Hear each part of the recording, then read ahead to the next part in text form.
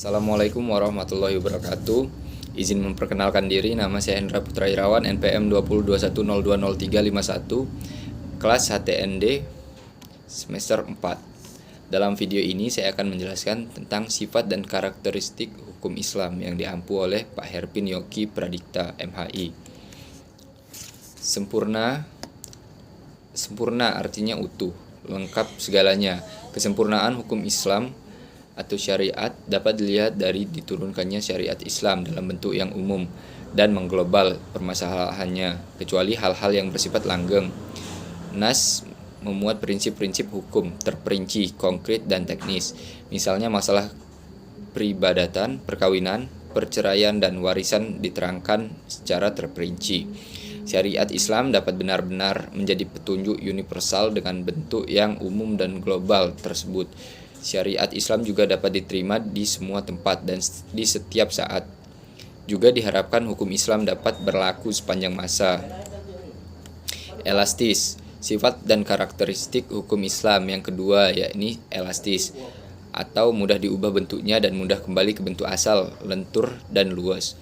Keelastisannya mencangkup di segala bidang kehidupan manusia baik jasmani maupun rohani, baik mengenai hubungan manusia dengan Tuhannya maupun hubungan interaksi sama manusia, juga tuntutan mengenai kehidupan manusia di dunia dan di akhirat. Hukum Islam memperhatikan segala aspek kehidupan manusia, baik di bidang muamalah, ibadah, jinayah, siasah, dan bidang-bidang lainnya. Namun segala aturan yang diatur oleh hukum Islam itu tidak berarti pula menjadikan hukum Islam menjadi dogma yang kaku atau beku, keras dan memaksa. Nas membuka peluang untuk memanfaatkan akal guna berijtihad dan memiliki cara-cara yang paling sesuai bagi pelaksanaan dan sesuai pula dengan keadaan. Yang ketiga, universal atau alami, berarti umum, berlaku untuk semua orang atau untuk seluruh dunia, bersifat melingkupi seluruh dunia. Ini berarti hukum Islam itu tidak dibatasi oleh lautan maupun batasan suatu negara. Bukti yang menunjukkan bahwa hukum Islam itu mempunyai sifat universal atau tidak harus dikembalikan kepada Al-Quran. Universal hukum Islam ini dinyatakan oleh Al-Quran sendiri yang berbunyi, dan tidaklah kami Allah mengutus kamu Muhammad melainkan untuk menjadi rahmat bagi semesta alam. Quran Surat Al-Anbiya ayat 107. Dan kami Allah tidak mengutus kamu Muhammad melainkan kepada umat manusia seluruhnya sebagai pembawa berita gembira dan sebagai pemberi peringatan, tetapi kebanyakan manusia tidak mengetahuinya. Quran Surat Al-Saba ayat 28. Kedua ayat Al-Quran di atas menyatakan bahwa syariat yang dibawa oleh Nabi Muhammad bukanlah dikhususkan untuk orang Arab saja, namun berlaku bagi seluruh umat manusia yang ada di seluruh dunia. Yang keempat, dinamis dalam KBBI dijelaskan makna dari kata dinamis adalah penuh semangat dan tenaga sehingga cepat bergerak dan mudah menyesuaikan diri dalam keadaan dan sebagainya. Kedinamisan hukum Islam terletak pada dasar-dasar yang menjadi dasar dan tiang pokok bagi hukum. Dasar-dasar dan pokok-pokok itulah yang menjadikan sumbu kekuatan, kelemahan, kemudahan, dan kesukaran dalam menetapkan hukum Islam. Sesuai dengan tabiat manusia yang tidak menyukai beban yang membatasi kemerdekaannya, sehingga manusia memperhatikan beban hukum Islam dengan sangat hati-hati. Manusia tidak akan bergerak untuk mengikuti perintah jika perintah itu tidak dapat menawan hatinya atau mempunyai daya dinamika. Syariat Islam dapat menarik manusia dengan cepat dan manusia bisa menerimanya dengan ketetapan hati. Karena Islam menghadapkan pembicaraannya kepada akal dan mendesak manusia bergerak dan berusaha serta memenuhi kehendak fitrah yang sejahtera. Sebagaimana hukum Islam menuju kepada toleransi, persamaan, kemerdekaan, menyuruh untuk berbuat ma'ruf dan mencegah munkar. Sendi-sendi dari kedinamisan hukum Islam adalah 1. Meniadakan kepicikan, 2. Menyedikitkan tukfas, 3. Mensyariatkan hukum dengan cara berangsur-angsur, 4. Memperhatikan kemaslahatan manusia, 5. Mewujudkan keadilan yang merata. Sistematis.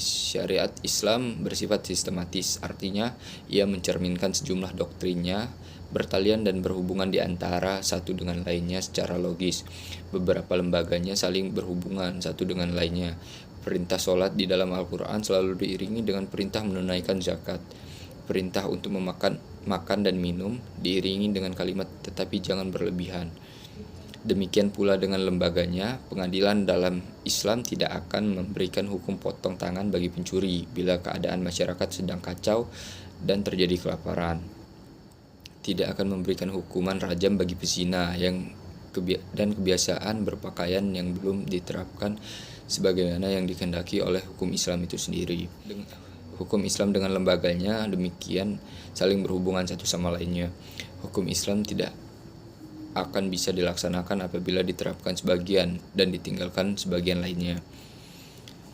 Hukum Islam bersifat ta'abudi dan ta'akuli.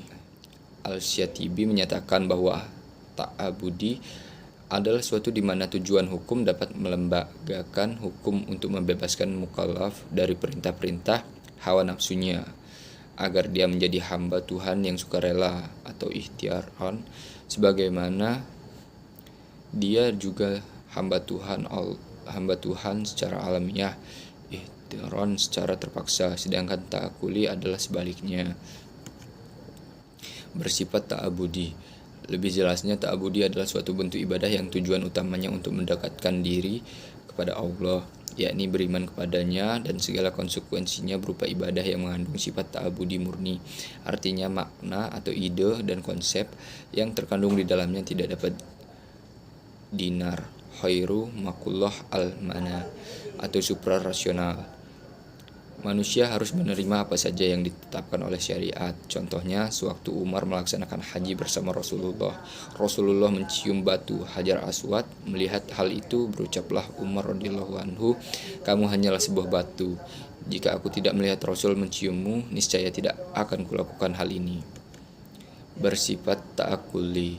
Kedua, yakni ta'akuli berbentuk dalam bidang muamalah. Ta'akuli ini bersifat duniawi yang maknanya dapat dipahami oleh nalar atau makullah al-makna atau rasional. Maka manusia dapat melakukannya dengan bantuan nalar dan pemikiran manusia. Ilat dari muamalah yang bersifat ta'akuli dapat dirasionalkan dengan melihat ada maslahat atau mudarat terkandung di dalamnya. Sesuatu dilarang karena ada kemudaratan di dalamnya dan diperintahkan karena ada maslahat di dalamnya. Sekian video dari saya akhiri. Wassalamualaikum warahmatullahi wabarakatuh.